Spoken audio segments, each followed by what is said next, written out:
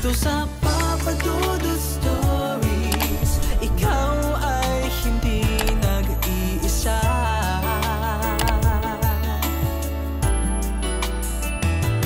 Dito sa Papa Dudut Stories, may nagmamahal sa'yo. Papa Dudut Stories. Papa Dudut Stories. Sa lahat po ng mga nakatutok ngayon, huwag pong kalimutan mag-like, mag-share at mag-subscribe. Maraming salamat po sa inyong lahat.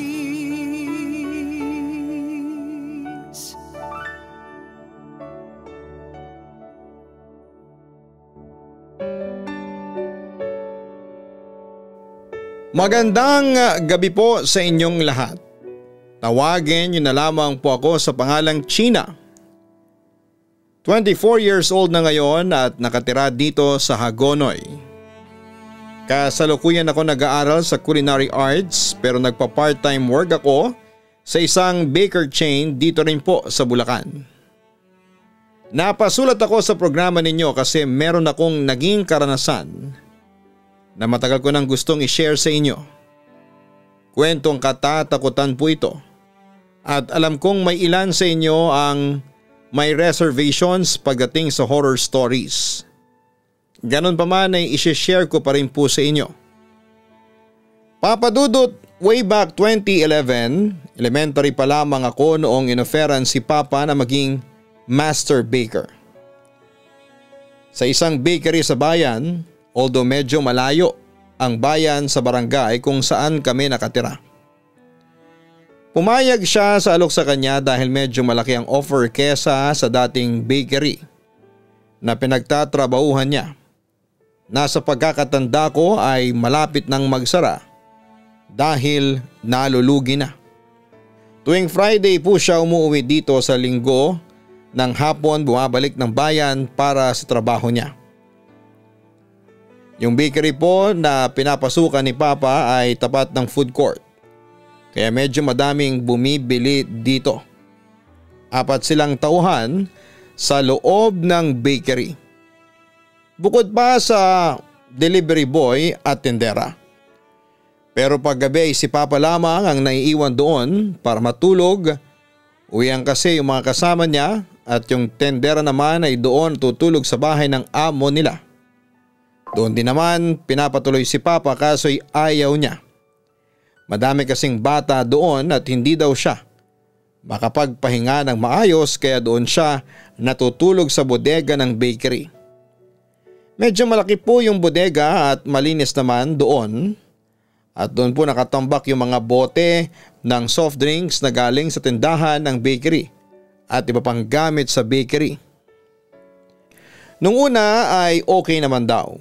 Wala namang kakaibang nararamdaman kahit na sinabihan na siya nung tatay nung may-ari ng bakery na madami daw nagpaparamdam doon. Wala lang sa kanya. Sabi pa nga ni Papa ay mas takot pa siya sa tao kesa sa multo. Kaya lagi siyang may katabing kutsilyo kapag natutulog. Pero habang tumatagal daw ay unti-unti nang may nagpaparamdam sa kanya. Isang gabi, habang nasa kasarapan ng tulog niya ay bigla na lamang siyang nagising sa ingay ng tunog ng mga boteng sinasalansan sa tray ng soft drinks. Akala niya nga ay may taong nakapasok pero imposible naman yon. Kasi 3 ang aso doon sa bakery at ang lalaki pa. Sinilip niya daw kung saan nanggagaling ang ingay pero biglang nawala yon. Dahil sa wala namang nakita si Papa, nakakaiba ay binaliwala na lamang niya ito at bumalik sa bodega kung saan siya natutulog. Hanggang sa lumipas ang 1 buwan. May nakasama si Papa na natutulog doon sa bodega. Baguhan lamang ang trabahador at taga dito lang din sa amin. Madali namang nagkasundo si Papa at ang trabahador na yon. At kahit papaano ay nakahinga raw siya ng maluwag dahil may kasama na raw siyang matulog. Pero Papa Dudut, wala pang 2 gabi ang trabahador nang makaranas ito ng kababalaghan doon sa bodegang kanilang tinutulugan. Ayon sa kwento ni Papa sa akin, habang natutulog daw siya, ay bigla na lamang nagsisigaw ang kasama niya at gulat na gulat siyang nagising. Tinanong daw niya yung kasama niya kung ano ang nangyari. Natutulog na ako nang bigla akong magising. Pagdilat ko ng mga mata ko, may lalaki naglalakad paikot sa higaan ko. Akala ko ikaw pero hindi eh, at pagtingin ko ay wala siyang ulo. Kwento raw sa kanya ng trabahador na kasama niya. Kaya sa pag-uwi nila dito ay ayaw nang sumama pabalik ng katrabaho ni Papa. Kaya walang choice siya noon kundi ang mag-isang bumalik sa bakery. Nakakalungkot lang daw kasi yung mga sumunod na trabahador na hired ng bakery ay 1 o 2 araw lang ang tinatagal. Tapos ay biglang magre-resign. Ang dahilan ay nakaka-experience ang mga ito ng kababalaghan sa loob ng haunted panaderya. Sa huli nasanay lamang si Papa na mag-isang natutulog sa bodega. Kapag gabi na, kahit pa gabi-gabi siyang kinikilabutan at kinakabahan dahil sa mga nararamdaman niyang kakaiba sa paligid. Sa totoo lang ay ayon kay Papa ay gusto na raw niyang mag-resign ng mga panahong yon. Pero hindi raw niya magawa kasi iniisip daw niya kami. Mahirap maghanap ng trabaho at ng mga panahong yon ay kailangan namin ng pera dahil 4 kaming magkakapatid at pinag-aaral niya. At lahat kami sa isang private elementary school nag-aaral pa noon. Papa Dudut, akala ni Papa ay makakaya ng kanyang katatagan ang mga multo sa haunted panaderyang pinagtatrabahuhan niya. Pero isang araw ay sinubok ng tadhana ang katapangan niya sa paranormal. That time, ayon kay Papa, may 3 na siyang kasamang trabahador ng bakery na nag-i-stay in at kasama niyang natutulog sa bodega. Siyempre tawanan at kwentuhan. At bandang 11:00 na sila natulog ng mga kasama niya sa papag. Pero Papa Dudut, bandang 3 AM nang magising si Papa.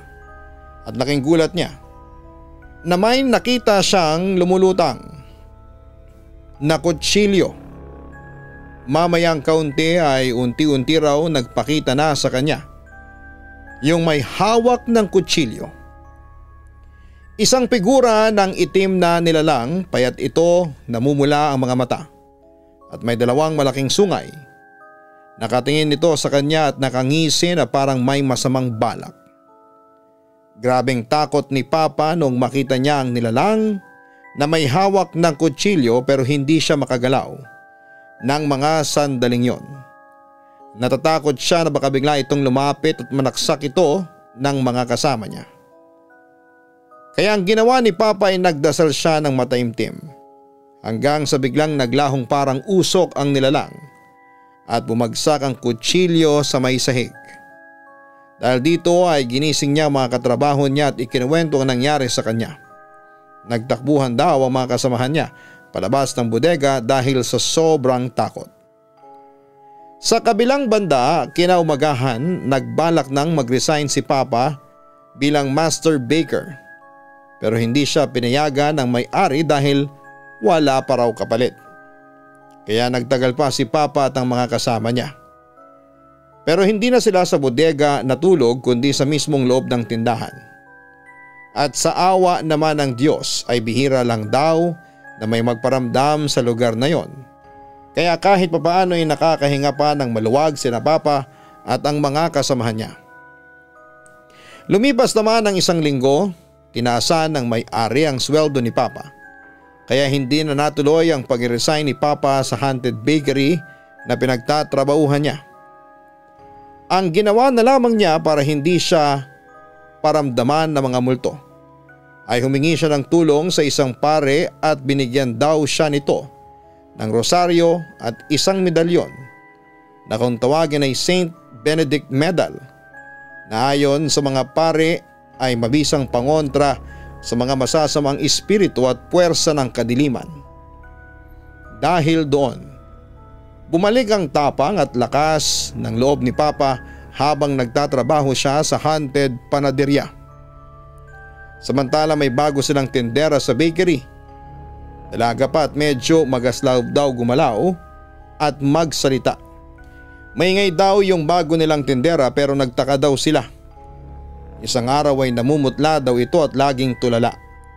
Hindi daw sila kinakausap pero tuloy pa din naman sa pagtatrabaho niya. Kaya pinabayaan na lamang nila baka kasi may problema lang. Tumagal daw yon ng 3 araw na gano'n ang sitwasyon tapos ay bigla na lamang daw nagkwento sa kanila. Nung minsang nag-overnight ang 3 tindera, sa panaderya nila ay nakaranas din ito ng matinding pananakot mula sa mga nakatirang elemento sa loob ng panaderya. Kaya pala noong gabing yon ay palagi silang nawawala ng mga gamit like relo, kwintas, singsing. Akala noong 3 babae ay ninanakawan sila ng mga lalaking employees na doon din natutulog. Pero sa pagsapit daw ng madaling araw ay bigla daw nagising ang tindera at nagulat siya nang may nakita siyang babaeng nakaputing bestida at mahaba ang buhok na nakaupo sa uluhan niya at bukang basang-basa ang buong katawan. Nakatitig daw ito sa kanya at parang kanina pang nakatingin sa kanya kahit natutulog siya. Hindi daw siya makagalaw sa higaan. Putlang-putla daw yung mukha ng babaeng multo. Tapos ay bigla daw ngumiti ng nakakatakot sabay tayo pero yung paa ng multo ay hindi daw lumalapat sa may sahig. Tumagos daw ito sa bintana at biglang nawala. Ang tapat daw ng bintana nila ay pader ng katabing building at may balon doon na halos 20 taon nang hindi nagagamit. Yun daw ang dahilan kung bakit daw siya laging tulala, Papa Dudut. Lagi daw siyang balisa at hindi nakakatulog simula noon. Makalipas ang ilang araw ay biglang umalis daw sa trabaho ang tinderang yon nang walang paalam at hindi na raw kinuha ang sahod niya. Kaya nung dumalaw ang tatay noong amo ni Papa ay tinanong niya ito about sa mga kababalaghang nangyayari doon. Ito daw ang sinabi kay Papa. Kahit nung kami ng mga magulang ko pang naninirahan sa bahay na yan, ay madami na talagang nagpaparamdam dyan. Nung lumipat kami dito, dyan na yung bahay na yan pati yung balon.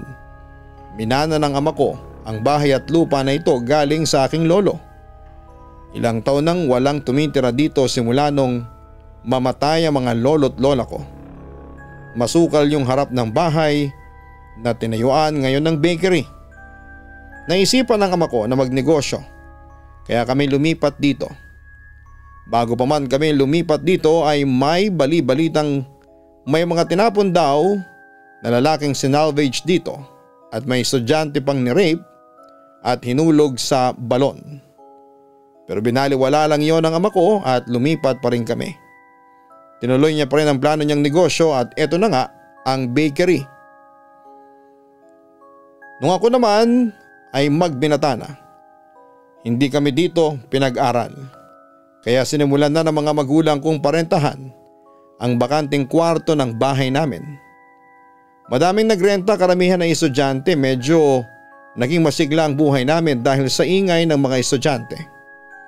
Pero may isang estudyante ang nagpakamatay sa hindi malamang kadahilanan kaya noon, iilan na lang ang nagrerenta at hindi pa nagtatagal. Sa kabilang banda, inabot si Papa ng 2 taon sa haunted panaderya na yon bago siya tuluyang nag-resign. Buti na lamang may sumalo kaagad sa kanya na isang malaking bakery chain na nakapwesto sa isang mall.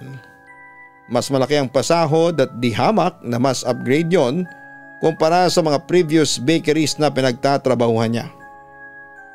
Pero sa kabila ng upgrade ay hindi raw makalimutan ni Papa ang nangyari sa kanya doon sa haunted panaderya.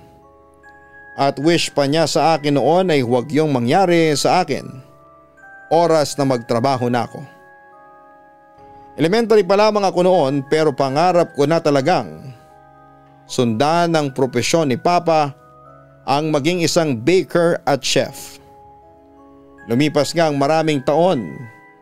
Year 2018. That time ay 18 na rin ako.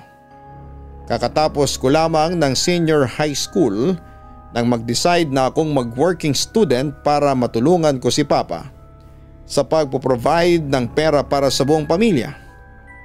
That time, ang kinukuha kong kurso ay hospitality management. Buti na lamang at tinutulungan ako ng tiyahing kong dalagang matanda pagdating sa mga gastusin ko sa pag-aaral. Papa Dudut, nagtrabaho ako bilang helper sa isang panaderya sa bayan. Madali ako nakapasok kahit na wala pa akong karanasan noon pagdating sa paggawa ng tinapay sa kadahilan ng kakilala ni Papa ang may-ari noon. At saka hindi naman mapili ang namamahala doon pagdating sa ipapasok na empleyado. Medyo malawak ang lugar ng paggawaan ng tinapay. Kumpleto sa mga kagamitan. Pero nakaka-impress ay makabago ang mga ovens. Sa kabilang banda, stay-in kaming mga empleyado at sa second floor ng establishment naroroon ang aming dorm na nakahati sa dalawang bahagi. Ang unay kwarto ng mga lalaki sa kaliwa at kwarto ng mga babae naman sa kanan. Papa Dudut, unang araw ko pa lamang doon ay marami na akong naririnig na kwento ng kababalaghan mula sa iba pang mga empleyado doon. Gaya ng may nakikita daw silang batang babae na naglalaro at tumatakbo papunta sa loob ng bodega na imbakan ng kahoy na ginagamit sa pugon. Alam nilang hindi yun normal na bata dahil unang-unay walang bata doon.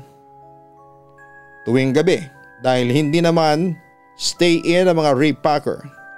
Kaya kung isa yon sa mga anak nila ay imposible naman na maiwan sila ng magulang nila at dapat ay kilala daw nila yung bata, kaso'y hindi. Ang pangalawang dahilan ay wala itong mga paa.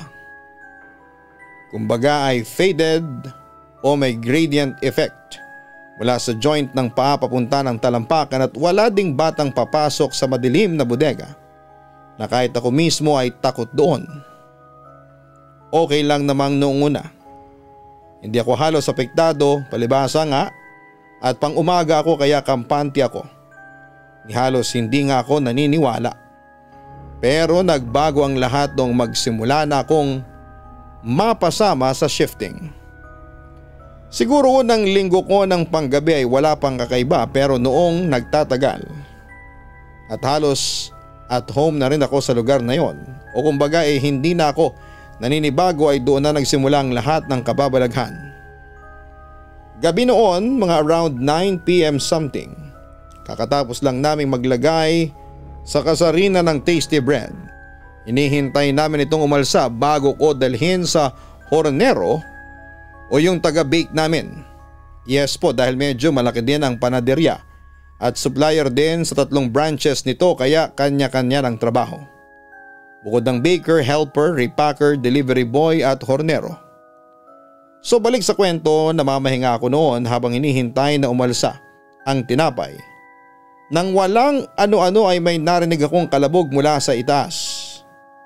Nung una'y akala ko ay isa sa mga day shift lamang, baka ako nalaglagan lang ng gamit. Kaya hinayaan ko na lamang hanggang sa may narinig na akong boses. Mga boses ng mga bata na naglalaro ng habulan. Hindi ko makakalimutan ang eksaktong mga salitang narinig ko noon. "Tayaka, tayaka." Nahalatang sinambit ng nakatawa o masaya. Doon ako kininabutan at pinagpawisan ng malamig. Kita ko na nilapitan ako ng mga kasama kong panggabi pero nakatingin lamang ako sa kanila. Hindi ako makagalaw noon at nawala ako sa sarili ko dahil sa takot. Pinakalma nila ako at nang mahimasmasan ay doon ko na ikinuwento sa kanila. Buong gabi akong wala sa huwisyo noon. Ang akala ko yun ang huli pero umpisa pa lamang pala. Lumipas ang ilang gabi at halos nakalimutan ko na ang unang encounter ko sa paranormal entity nang maranasan ko itong pangalawang encounter ko. As usual, night shift ko naman naranasan, pero this time ay medyo takip silim pa lamang ito nang iyari. At hindi ko rin alam kung nakakatakot ito para sa inyo, pero ito yung nagpasigaw sa akin noon na naging dahilan ng pagkakaroon ng komosyon sa loob ng panaderya. Kaming mga night shift, lalo na pagkagaya ko na helper ay 5 PM lamang ay nag-uumpisa na kami ng trabaho.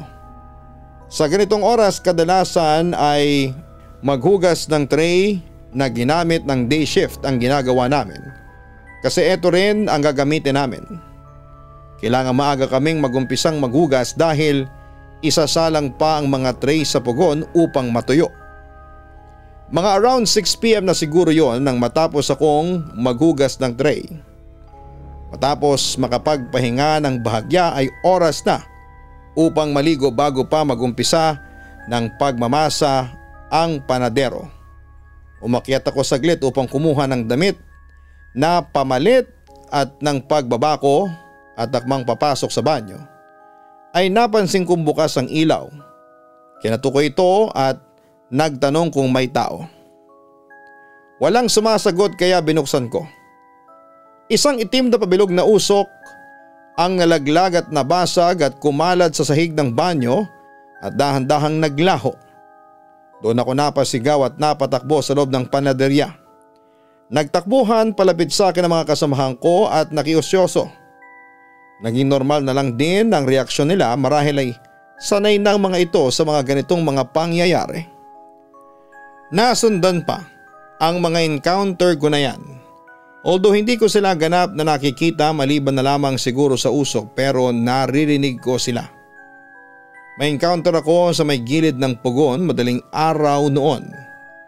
Napaidlip ang hornero namin at sa akin inihabilin ang nakasalang niyang tinapay sa pugon. Gisingin ko daw siya after ilang minuto. So ako itong si Pakialamera at gustong matuto ay hindi ko ginising bagkos ako naghango ng mga nakasalang na tinapay.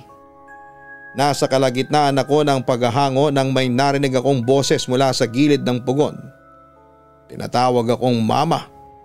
Nang 2 beses na tawag na magkasunod. May time din na habang nagkakayod ako ng niyog, na palaman sa pandiko ko ay biglang umikot ang niyog na biyak sa tabi ko parang iniikot ng tao. Mabilis ang pagkakaikot nito. Meron ding isang beses na nakakita ako ng pusang napakaputi sa second floor. Nakapako ang tingin nito sa akin habang naglalakad ako papunta ng kwarto at nang bahagyang maharangan ng poste at putulin ang pagkakatitig nito sa akin ay siya din ang paglalaho nito na tila ba sumama ito sa daloy ng hangin. Ganon ang mga nararamdaman ko sa haunted panaderyang pinagtatrabahuan ko. Pero sa kabila ng lahat ay tiniis ko yon at pinilit at tanggalin ang takot sa aking dibdib dahil palagi kong iniisip na mahirap na magkaroon ng trabaho lalo na sa lagay ko na isang babae at isang working student. Sa totoo lang ay bihira lamang ang babaeng tinatanggap bilang baker dahil mas prefer talaga ng maraming bakeries na lalaki ang kanilang i-hire kasi mas kaya nito ang mga mabibigat na gawain tulad ng pagbubuhat ng mga sako ng harina, asukal at pagmamasa ng dough. Ganun pa man kahit na babae ako ay pinapakita ko sa kanila na kaya kong maging isang competitive na baker. Kaya papadudot, umabot ako ng halos 2 taon sa haunted panaderyang yon bago ako nag-resign dahil na rin sa dumadaming demands ng aking pag-aaral. Samantala pagka-resign nga doon sa haunted panaderyang yon ay siya ring shift ko ng kurso. Mula hospitality management ay nag-culinary arts ako. Pero tumigil ako ng 3 taon simula noong mag-pandemic. Bumalik lamang ulit ako sa pag-aaral nitong 2024 at ngayon ay tinatapos ko na ang kursong culinary arts habang nagtatrabaho ako bilang assistant baker sa isang sikat na donut shop sa Hagonoy. Papadudot, ito lamang ang may share ko sa inyo ngayon. Totoo ang mga naranasan namin ni Papa at nasa inyo na lamang talaga kung maniniwala kayo o hindi. Pero sa ngayon, umaasa ako na makakarating itong sulat ko sa inyong programa at umaasa rin po ako na isang araw ay maririnig ko rin ang aking kwento na binabasa mo, Papa Dudut. Muli, God bless and more power sa inyong lahat. Lubos na gumagalang, Sheena. Bago tayo magpatuloy, huwag kalimutan po na mag-like, mag-share at mag-subscribe. Maraming salamat po sa 2 million plus na mga subscribers namin nang dahil po sa inyo. Sana po isuportahan nyo din po ang Gian Gianna Vlogs. Yan po ang aming family vlogs. Ganon din po ang Ka-Istorya Horror YouTube channel. Again, maraming salamat po kay China sa pag-share ng kanyang kwento. Aminin natin na sa makabagong panahon ay kakaunti na lamang ang naniniwala sa mga multo o iba pang mga nilalang na hindi nakikita ng pangkaraniwang mata ng tao. Pero may ilan na nagsasabing nakakakita sila o nakaka-experience ng kababalaghan.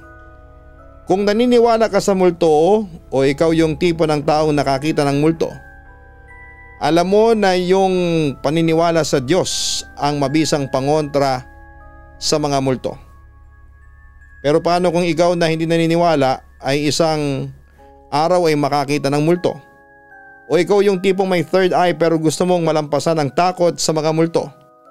Ang unang payo ko ay dapat kang magpatingin sa therapist. Napakahalaga ng kalusugan sa pag-iisip. At kung ang isyong ito ay nakakaapekto ng husto sa iyong buhay ay dapat ka talagang humingi ng tulong mula sa mga profesional. Ang payo mula sa amin at sa mga subscribers ng Papa Dudut Stories ay walang panama sa tunay na therapy, ano? Ang pangalawa kong masasabi marahil ay hindi ang pinakamagandang payo. Pansamantala lamang ito ha. At kung babagay lamang sa iyo, ay maaaring subukan mong isipin na kahit pa paano man totoo ang mga multo, ay hindi ka nila kayang saktan o magawa ang anumang bagay sa iyo sa anumang paraan. Humingi ka ng tulong mula sa mga alagad ng simbahan o sa mga expert pagdating sa paranormal. Dahil kung meron ka mang dapat na hinga ng tulong, sila po yon. Sasabihin nila sa iyo ang mga gagawin mong pangontra para hindi ka lapitan at guluhin ng mga multo o iba pang mga hindi nakikitang mga nilalang. Kaya kung ikaw man ay naniniwala o hindi sa mga multo, mabuting maging alerto pa rin at maging maingat, lalo na kung nag-iisa ka lamang sa isang lugar na hindi mo naman kabisado. At kapag nag-iisa ka, huwag kang makakalimot na humingi ng gabay sa ating Panginoon. Ang ating kwento ngayong araw na ito ay muling isinulat para sa programa natin sa YouTube ni Chris Senga. Maraming salamat po sa inyong lahat.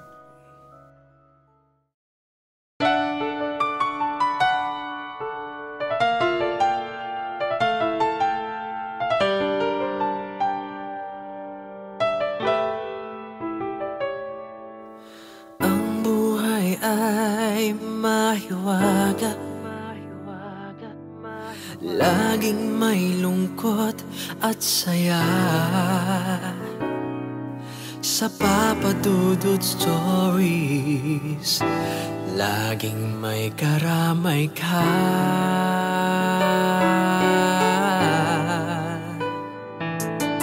Mga problemang kay bigat, dito ay pakikinggan ka. Sa Papa Dudut Stories, kami ay iyong kasama. Dito sa Papa Dudut Stories, ikaw ay hindi nag-iisa.